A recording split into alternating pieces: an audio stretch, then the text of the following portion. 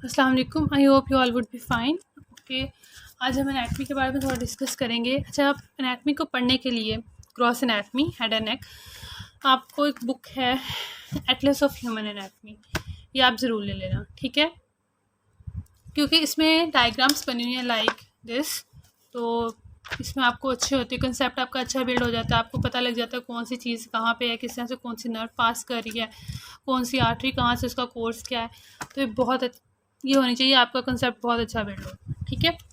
अच्छा, मैं आपको जल्दी मार्किंग्स बताऊंगी, इसमें बहुत ज़्यादा डिटेल में हम नहीं जाएंगे। फर्स्ट जो आपने इसमें रीड करना इंपॉर्टेंट पॉइंट्स हैं इसमें, लाइक नेजल सेप्टम है, फ्रंटल एमिनेंस है, cornea, conjunctiva, conjunctival sac, dark margin, auricle, pinna, इस तरह आपने पता है। बस इसे एमसीक्यूज़ के लिए रीड कर लेना इस पेज को। नेक्स्ट पे आ जाए तो मेन टॉपिक आपका यहाँ से शुरू होता है स्कैल्प।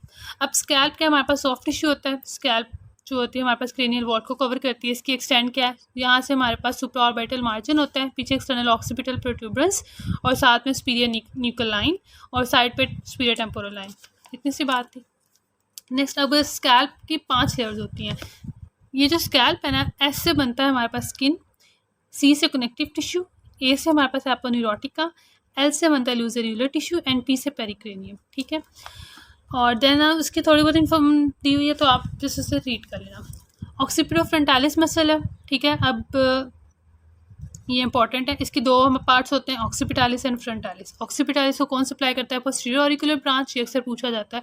फ्रंटालिस को temporal branch of the face. अच्छा, दोनों को फेशियल ही करती है, लेकिन ऑक्सीपिटालिस को पोस्टीरियर ऑरिकुलर और फ्रंटालिस को टेम्पोरल। उसके नीचे ही टेम्पोरोप्राइटालिस मसल आपको एक लिखा हुआ नजर आएगा, उसे सप्लाई करती है temporal branch of the facial nerve.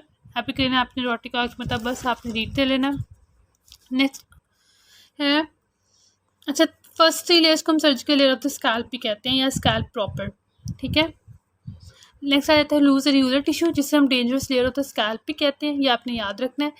और ये इसकी कोई अच्छा, यहाँ पे जो फ्रंटालिस मसल होता है ना, उसकी कोई बोनी अटैचमेंट नहीं होती, ये पॉइंट आपने याद है। इसके आगे इंपॉर्टेंस पे आपको बताती हूँ कि इन्होंने बात क्यों की है, किस लिहाज से क्लिनिकली इंपॉर्टेंट है, उसकी अटैचमेंट्स बता दी हैं। अच्छा, लूज रेगुलर टिश्यू आईलिड में एक्सटेंड करता है, क्योंकि फ्रंटालिस मसल की कोई बोनी अटैचमेंट है, तो आगे जाके आईलिड में एक्सटेंड कर जाएगा। एमिजरी वेन इसमें से पास करती है। एमिजरी वेन्स क्या है, एक्स्ट्राक्रेनियल वेन्स को इंट्राक्रेनियल वेन्स के साथ जो कनेक्ट करती हैं। फिर आगे पेरिक्रेनियम आ जाता है। अब सुपरफिशियल टेम्पोरल रीजन में आपके 6 लेयर्स आ जाती हैं। स्कैल्प में आपके 5 है, टेम्पोरल रीजन में आपके 6 है। अच्छा, अब ये वाली जो है ना डायग्राम, ये माइंड में रखना, ठीक है। इसमें पहले हमारे पास स्किन थी, फिर हमारे को कनेक्टिव टिश्यू आ जाता है, एपोन्यूरोटिका आ जाता है, फिर लूजर रेगुलर टिश्यू, फिर पेरिक्रेनियम। इसमें से हमारे पास ये देखो एमिजरी वेन ये पास करी है, ठीक है। डायग्राम से रिलेट करके करोगे तो ज़्यादा इजीली हो जाएगा। अब इसमें वही है, स्किन, सुपरफिशियल फेशियल या कनेक्टिव टिश्यू हो गया, ठीक है। एपिक्रेनियल एपोन्यूरोसिस। आगे चेंज है टेम्पोरालिस मसल और टेम्पोरल फेशिया और टेम्पोरालिस मसल, बस ये 2 ज़्यादा है, बाकी सारा वही है, ठीक है। अब टेम्पस मीन टाइम होता है, जो हमारे पास वाइट हेयरिंग, जो बाल सफ़ेद होना शुरू होते हैं ना, वो हमारे पास टेम्पस टेम्पोरल रीजन से स्टार्ट होते हैं। अब आर्टियल सप्लाई, अब इसमें 2 तरह से है, एक तो ईयर के आगे और एक ईयर के पीछे, ठीक है। लाइक मैं आपको दिखाती हूँ, ठीक है।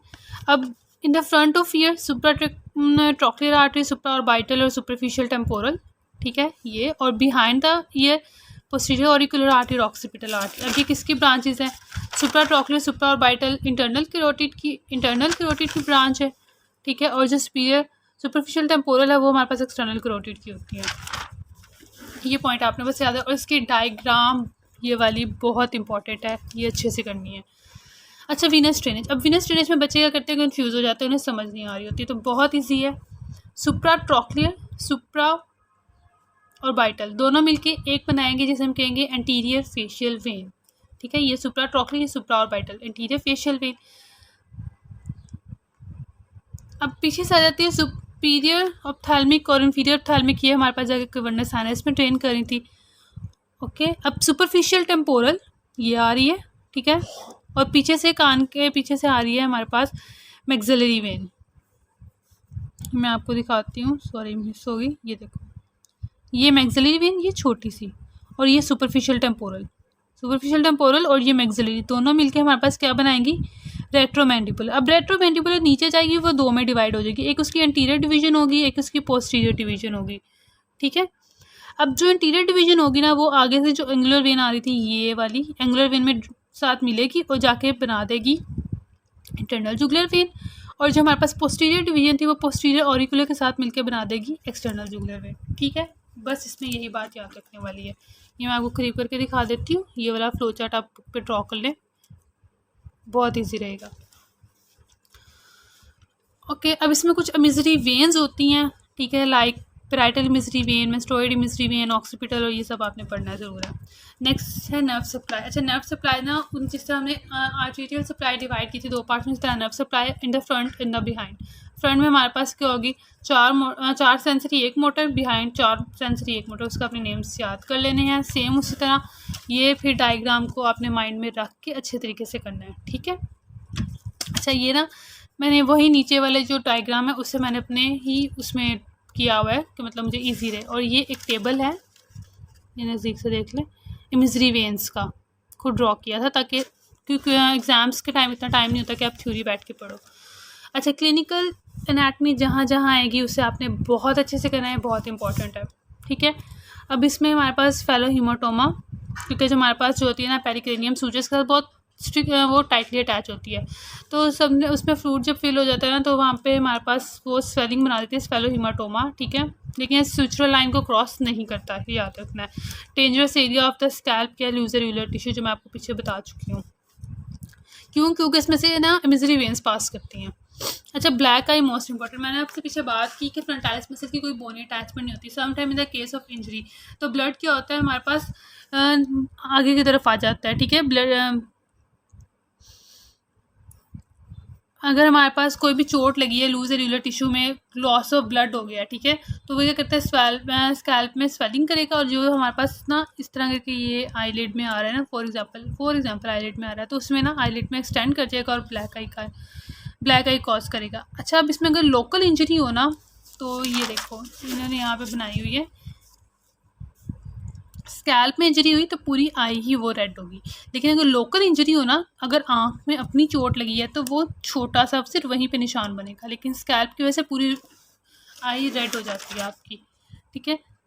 और safety layer of the scalp ये लिखी हुई है, ये भी आपने पढ़ी है, ठीक है। स्कैल्प में से ये चीज़ें इंपॉर्टेंट थी। अगर कोई भी question you can ask me in the comment section. Thank you very much.